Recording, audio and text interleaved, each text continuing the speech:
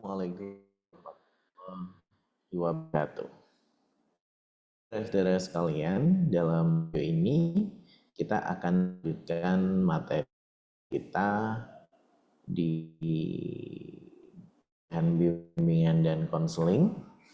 Di video ini kita akan membahas tentang sistem pendidikan yang ada di sekolah. Sistem pendidikan yang ada di sekolah itu bisa digambarkan sebagai sebuah lingkaran, saudara-saudara. Sekolah adalah sebuah lingkaran di mana di dalamnya ada 3 bagian yang menjalankan sekolah tersebut, yaitu yang pertama bagian manajemen dan supervisi, ada kepala sekolah, ada wakil kepala sekolah, kemudian ada staf administrasi di sana. Kemudian bagian yang kedua yaitu pembelajaran bidang studi. Bagian yang kedua ini merupakan bagian yang paling besar dalam sistem pendidikan yang ada di sekolah, karena isi dari sekolah itu ya kegiatan pembelajaran yang dilakukan oleh guru mata pelajaran. Jadi guru mata pelajaran melaksanakan kegiatan pembelajaran bidang studi itu merupakan salah satu bagian dari sistem pendidikan yang ada di sekolah. Sedangkan yang ketiga yaitu wilayah bimbingan dan konseling yang dilakukan oleh guru BK serta semua staf yang ada di sekolah tersebut.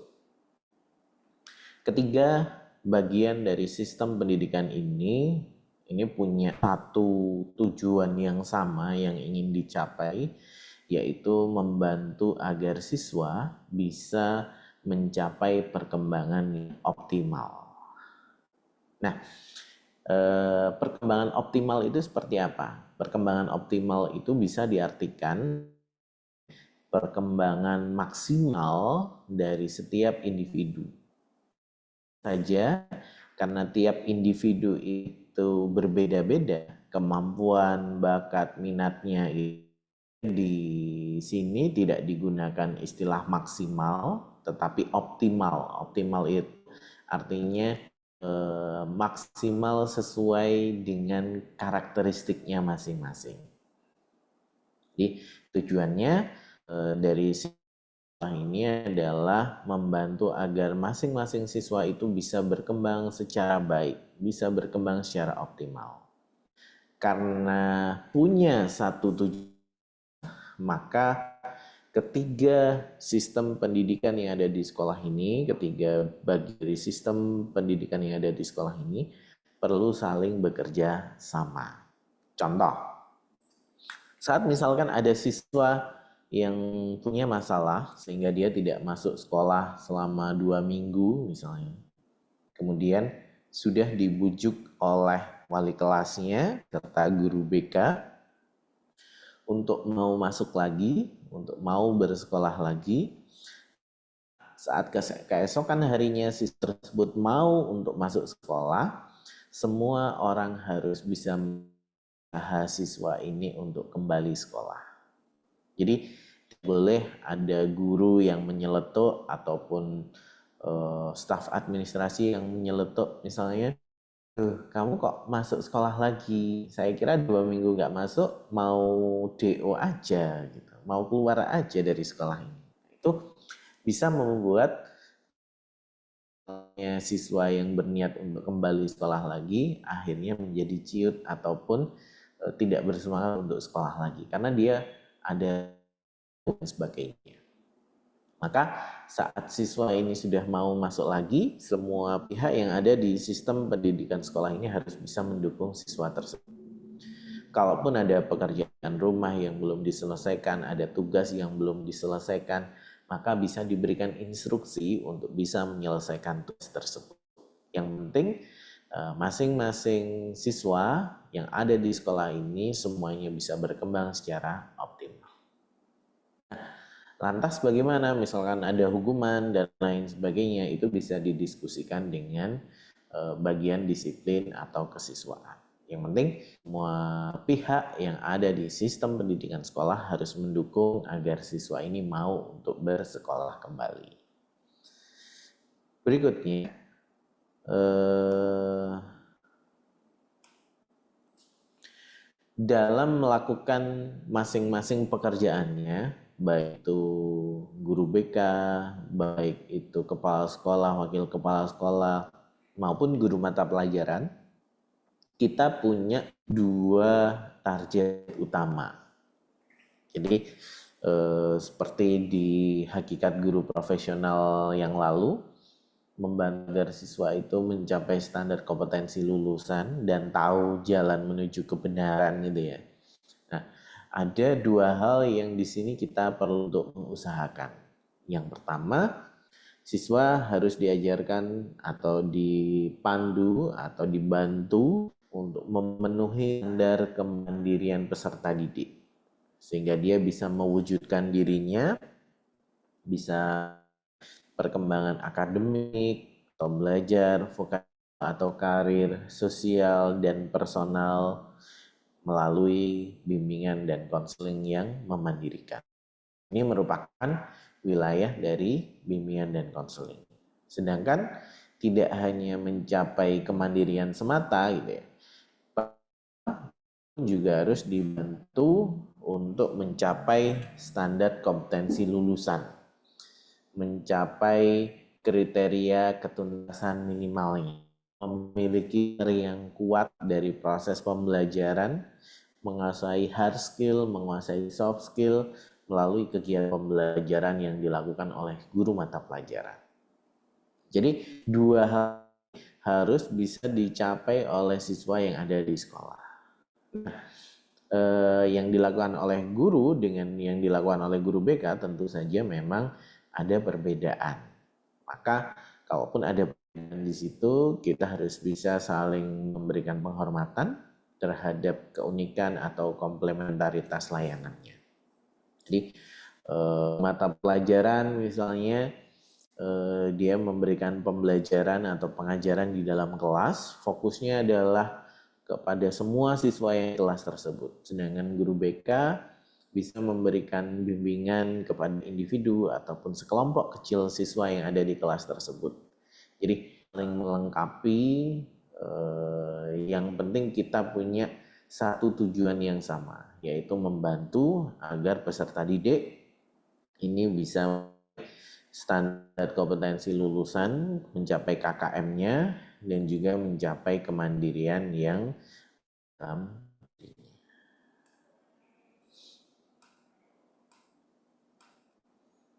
Nah, saat kita bicara bahwa siswa itu harus kemandirian, maka ada yang dinamakan standar kompetensi kemandirian atau tugas-tugas perkembangan yang harus dikuasai para siswa di sekolah.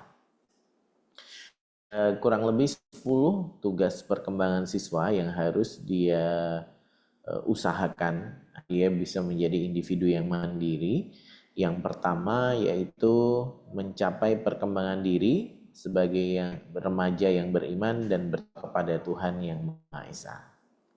Jadi karena kita memiliki Pancasila yang ada di Indonesia, sila pertamanya adalah ketuhanan yang Maha Esa, maka sebagai perwujudan diri yang baik, para remaja ini pun juga harus menjadi remaja yang beriman dan bertakwa kepada Tuhan yang berikutnya, mempersiapkan diri, menerima, dan bersikap positif, serta dinamis terhadap perubahan fisik dan psikis yang terjadi pada diri sendiri.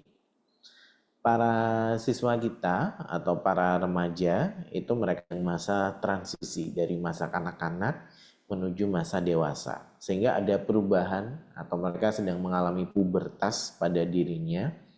Yang pubertas tersebut membuat mereka mengalami perubahan fisik, perubahan pikiran, emosional, dan lain sebagainya. Nah, tugas kita adalah membantu agar para siswa ini bersiap gitu, punya kesiapan diri yang baik, terus bisa menerima secara positif dan juga dinamis terhadap perubahan yang dialami dari proses pubertas tersebut. Misalnya yang awalnya suaranya cempreng jadi suaranya berat, atau yang awalnya dia punya suara tenor kemudian berubah menjadi bass. Ada perubahan fisik, badannya semakin besar, semakin tinggi, muncul kumis atau jenggot di wajahnya, atau yang perempuan misalnya, badannya semakin tinggi, kemudian perubahan fisiknya terlihat. Nah, ini adalah hal yang harus dipersiapkan, kemudian dibantu agar para siswa yang ada di sekolah itu bisa menerima perubahan tersebut secara positif. Itu tugas kita untuk membantu siswa. Berikutnya, yaitu mencapai pola hubungan yang baik dengan teman. Jadi, para remaja biasanya mengurangi keterkaitan mereka dengan orang tua dan mereka lebih terikat dengan temannya. Mereka harusnya keterampilan berteman dengan orang-orang yang baru, dengan teman baru, sehingga kita harus bisa membantu agar para siswa ini memiliki pola hubungan yang baik dengan teman.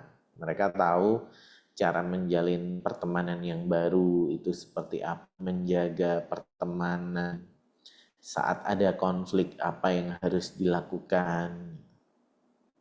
Kemudian yang keempat, mengarahkan diri pada peranan sosial sebagai pria dan wanita. Mengajarkan tentang gender, bagaimana mereka harus bersikap sebagai seorang pria ataupun sebagai seorang wanita dalam seharian, di akademik, di keseharian sosialnya, maupun dalam karirnya. Berikutnya, memantapkan cara bertingkah laku yang dapat diterima dalam kehidupan sosial. Jadi para remaja mereka sudah mulai harus belajar untuk hidup bermasyarakat, hidup saat ada konflik tidak harus dibantu oleh orang tuanya lagi untuk menyelesaikannya, gitu. Sehingga mereka perlu untuk dibantu dalam rangka menerapkan cara-cara bertingkah laku yang diterima dalam kehidupan sosial bermasyarakat. Berikutnya, kenal kemampuan, bakat, minat, serta kecenderungan karir. Bakat saya apa? Minat saya apa? Sehingga saat mereka mau masuk ke sekolah baru, sekolah lanjutan, kuliah, mengambil jurusan apa, itu disesuaikan dengan kemampuan mereka, disesuaikan dengan bakat mereka, disesuaikan dengan minat mereka. Sehingga tidak merasa salah jurusan atau mereka misalkan tidak memilih jurusan yang di luar kemampuannya atau di luar bakatnya, sehingga mungkin bisa masuk tapi kesulitan untuk keluar dari jurusan tersebut. Jadi kita mengajarkan agar anak-anak kemampuan mengenali dirinya, sehingga saat memilih karirnya pun dia akan berdasarkan bakat, minat, dan juga kemampuan yang ada pada dirinya. Berikutnya, mengembangkan pengetahuan dan keterampilan sesuai dengan kebutuhannya untuk melanjutkan pendidikan atau berperan serta dalam kehidupan bermasyarakat.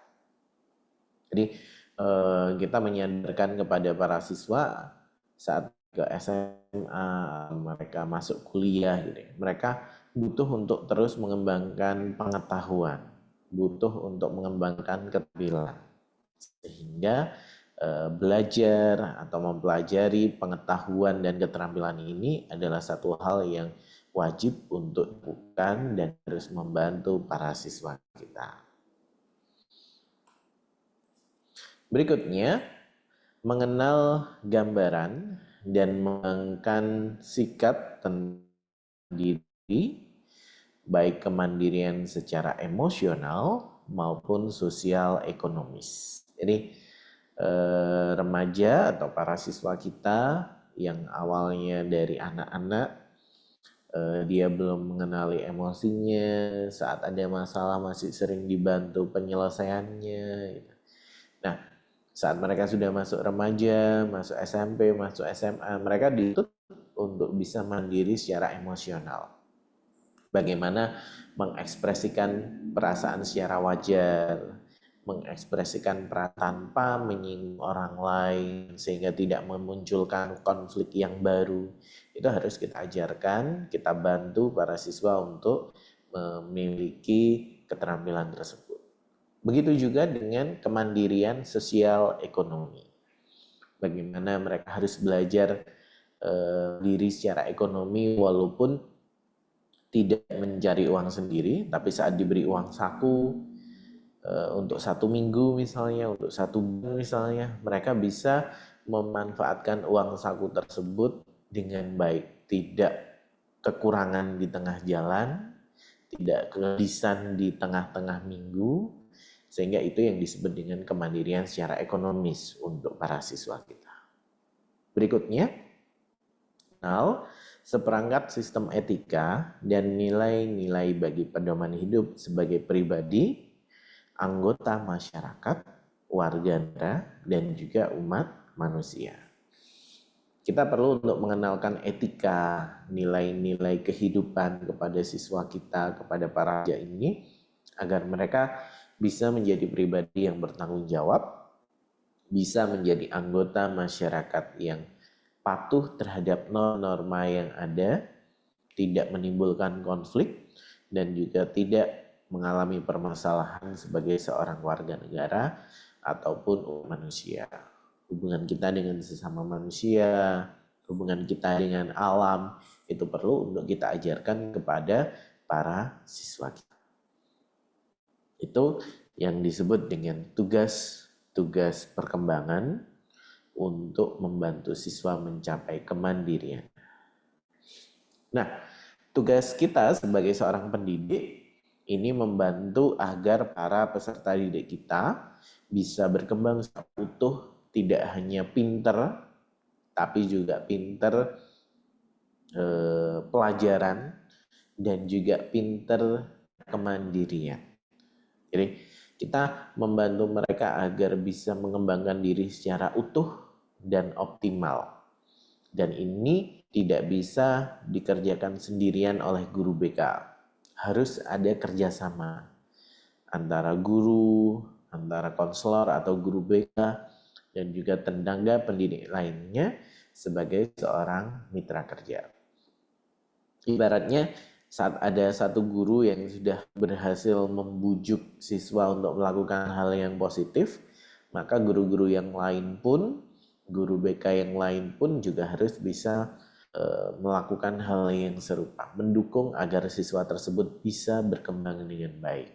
Tidak lagi membahas masalah-masalah yang lalu, kalaupun memang ada hukuman yang harus dijalani, kalaupun ada tugas yang harus tetap dilaksanakan, maka kita mengingatkan dengan baik tanpa mengurangi semangat dari siswa ini.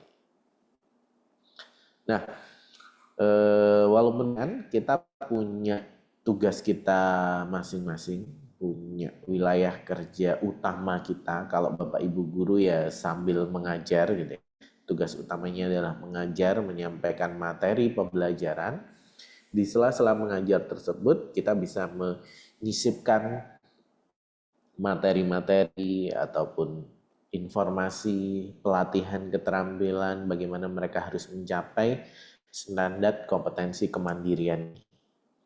Begitu juga dengan guru BK, tugas utamanya yaitu membantu agar siswa ini bisa mandiri, tapi tidak hanya mandiri secara personal saja, tapi juga secara akademik, secara karir, sehingga juga bisa mendukung pelajaran yang dilakukan oleh guru bidang studi. Jadi guru BK, staf sekolah yang lain, kepala sekolah, wakil kepala sekolah itu punya satu tugas yang sama, satu tujuan yang sama, yaitu membantu para siswa agar mereka bisa berkembang secara optimal, membantu para siswa untuk mencapai SKL, standar kompetensi lulusan, memahami materi KKM semua, membantu agar mereka mencapai 10 kemandirian. Itu materi mengenai kerja guru dan guru dan juga bagaimana kompetensi kemandirian siswa. Kita lanjutkan pada pertemuan berikutnya. Terima kasih. Assalamualaikum warahmatullahi wabarakatuh.